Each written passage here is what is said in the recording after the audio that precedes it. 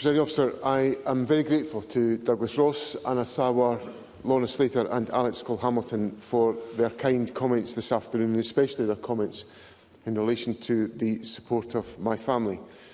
Presiding Officer, when I stood down as Deputy First Minister in March last year, I believed that would be the last senior office I would hold in politics.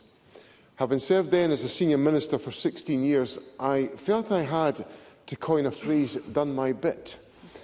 To find myself accepting office as First Minister of Scotland today is therefore, to utter a classic understatement, something of a surprise. It is, however, an extraordinary privilege, and it is my honour to accept the office of First Minister, committing myself to do the best I can for Scotland. As I navigated my way through the media pack in the corridors of this Parliament last week, prior to announcing my candidacy for the SNP leadership, I tried to explain that I was taking my time to decide whether to stand, because I had to be certain it was a decision that was right for my family. For me, my answers to the media were not a stalling tactic or an evasive answer from an experienced politician. For me, it was the truth. Members will know that my wife Elizabeth has multiple sclerosis. She is indefatigable in trying to make sure that MS does not get in the way of her living life to the full. But much to her frustration, she does often have to rely on her husband for support and assistance. I could not just commit myself to become First Minister without being able to properly work out with my family how we would be able to manage as a family. We've talked that through, and we will manage. But I cannot let this moment pass without making clear to Elizabeth my profound eternal gratitude for the sacrifices she is prepared to make to enable her husband to serve our country as First Minister.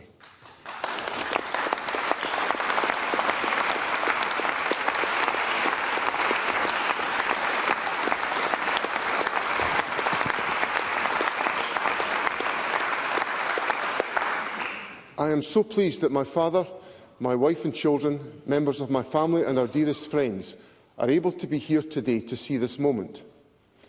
My only regret is that my beloved mother did not live long enough to see this day. As her parish minister wrote to me yesterday, your mum would have been quietly proud. My mother's love of literature and poetry, which rubbed off on her two sons, would have prompted her to find some words that would sum up this moment. Yesterday I was asked what would be the single most important policy objective for my government. I made it clear it would be the eradication of child poverty. So in searching for words to sum up this occasion, perhaps my mother would have chosen these words from one of Scotland's greatest poets, Hamish Henderson, who was born in Blairgowrie, in the very beating heart of my Perthshire North constituency. In his epic anthem, Freedom Come All Ye, which I heard Hamish Henderson sing from an open-top bus in the meadows of our great capital city during a rally that demanded the establishment of this very Parliament in the early 1990s. Hamish Henderson wrote, "So come all ye at hame with freedom, never heed what the hoodies croak for doom. In your house all the bairns of Adam can find breed, barley brie and painted room." If there was ever an anthem that railed against child poverty, those words from Hamish Henderson echo through the straths and streets of our diverse country as a call for us to act. So I will be unapologetic about bringing to this Parliament the measures we can take to eradicate child poverty, and I look forward to seeking the support of others to achieve that aim. Because I recognise that's how it's going to have to work. I am leading a minority government. I will need to reach out to others to make things happen, to pass legislation, to agree a budget. To pass legislation, to agree a budget. These sound like dry, technical parliamentary terms. But what they mean in reality is if we want to fund our schools and hospitals, if we want to give our businesses a competitive edge, if we want to take climate action, if we want to eradicate child poverty, if we want to change people's lives for the better, we have got to work together to do so. This Parliament, as colleagues have fairly recognised, is intensely polarised at this time. I accept my part in creating that environment, whether that is by shouted put-downs from the front bench or heckling from a sedentary position. I do promise, Presiding Officer, that that will all stop. I have changed.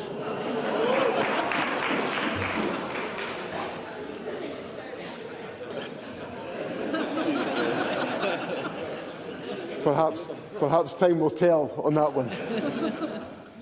This is not the collaborative place it has been in the past.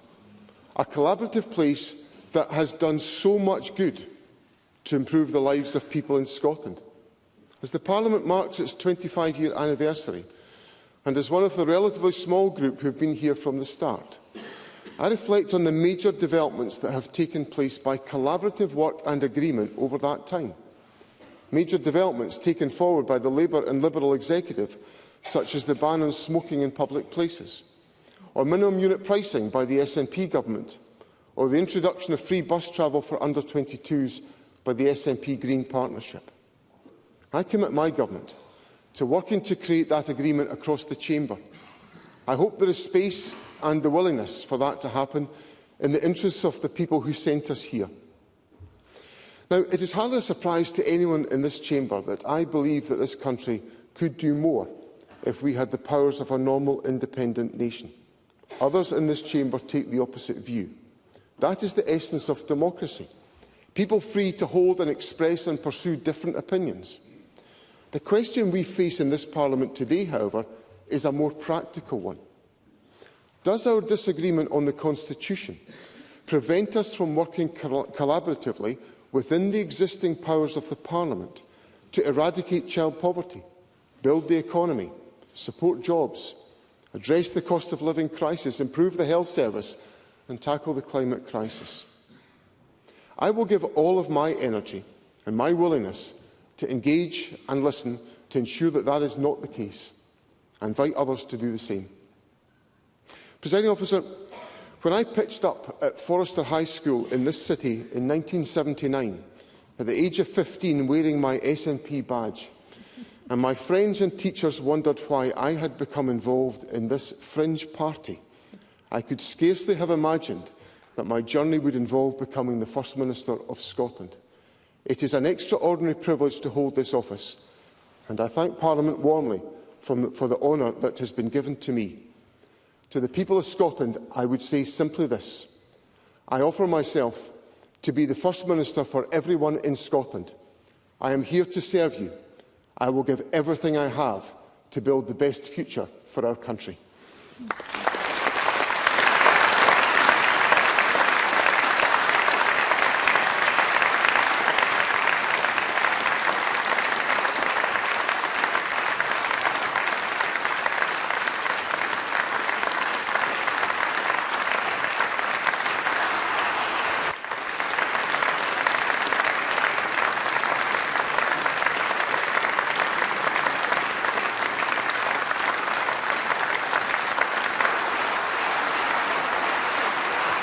Thank you.